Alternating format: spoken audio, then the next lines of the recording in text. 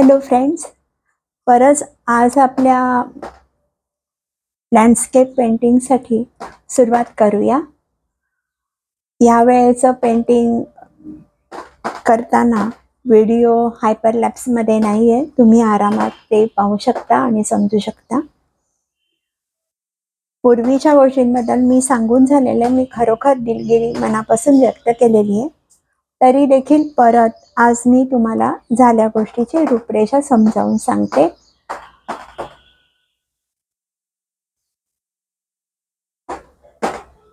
आपण केलेलं पेंटिंग हे आता असं दिसत आहे.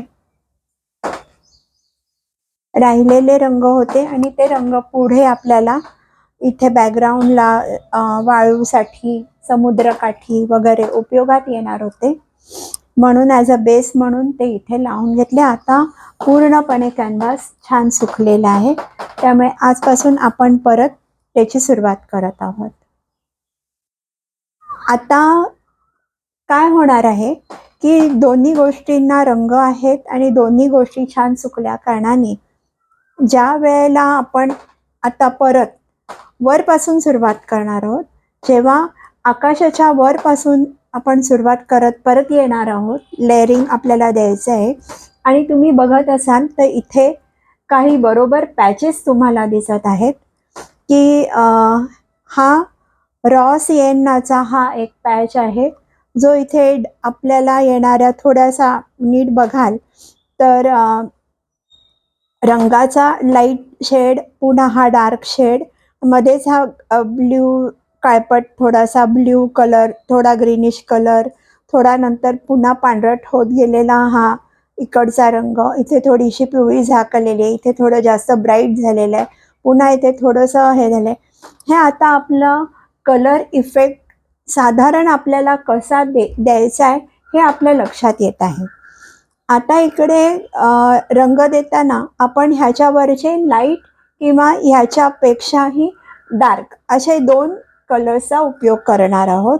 काही ठिकाणी आपल्याला लाईटर शेड द्यायची आहे आणि जे डार्क आहे त्याच्यावरती ब्लेंड करून तो आपल्याला बॅकग्राऊंडमध्ये थोडासा ठेवावा लागणार आहे, कारण कधी पण बघाल तर आकाशाचा रंग पक्काच्या पक्का हा असेल नाही, प्लस झाक असते, झाक आलेली असते, रंगांची झाक आलेली असते, ढगाचा रंग बदललेला असतो, त्यामुळे पाठचे रंग पण ढगाचे जे असतात ते आपल्याला अंधुक कधी कधी असे आपल्याला दिसत राहतात.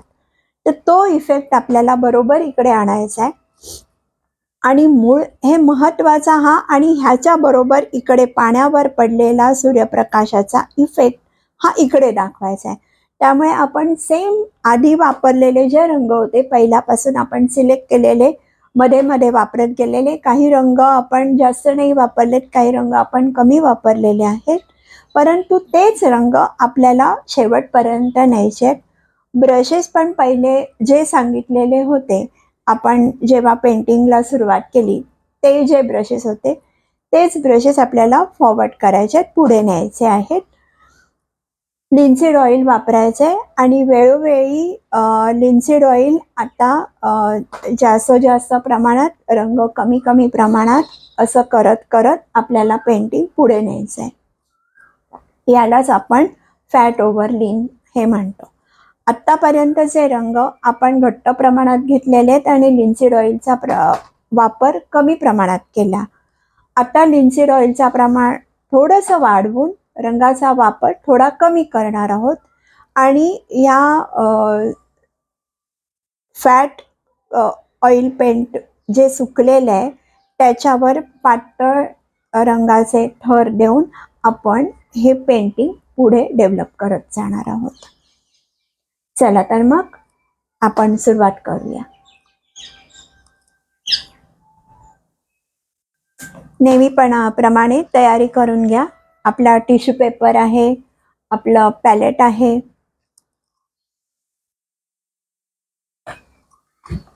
रंग काढून घ्यायचे आहेत, ब्रश तयार ठेवायचे आहेत.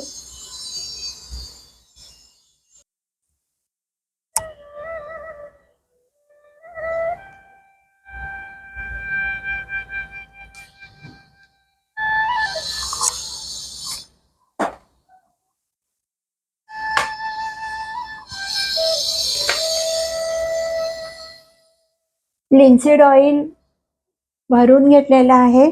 बाटलीमध्ये घ्या. छोटी अशी मी बाटली तयार केलेली आहे. त्या बाटलीमध्ये मी लिन्सीड ऑइल तयार करून घेतलेलं आहे, ओतून घेतलेलं आहे रादर. आणि आता आपण वरपासून सुरुवात करणार आहोत परत.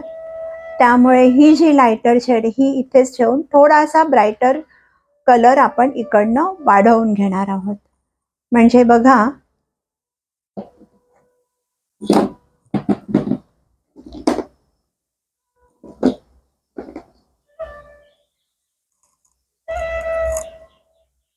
फ्रेंच अल्ट्रामरीन मध्ये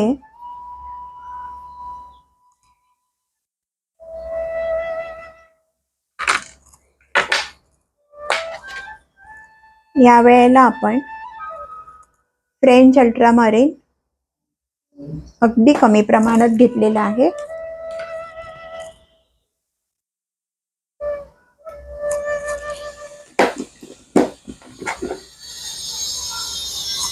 पर्शियन ब्ल्यू तोही शेजारी काढून घ्यायचा आहे.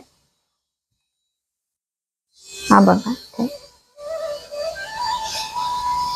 कमी प्रमाणात काढून घ्यायचं आहे. आता आपल्याला पातळ लेयर द्यायचे आहेत, त्यामुळे ते लक्षात घेता आपण कमीत कमी प्रमाणामध्ये रंग आणि जास्तीत जास्त प्रमाणामध्ये ऑइल याचा असा वापर करत आहोत. लक्ष द्या.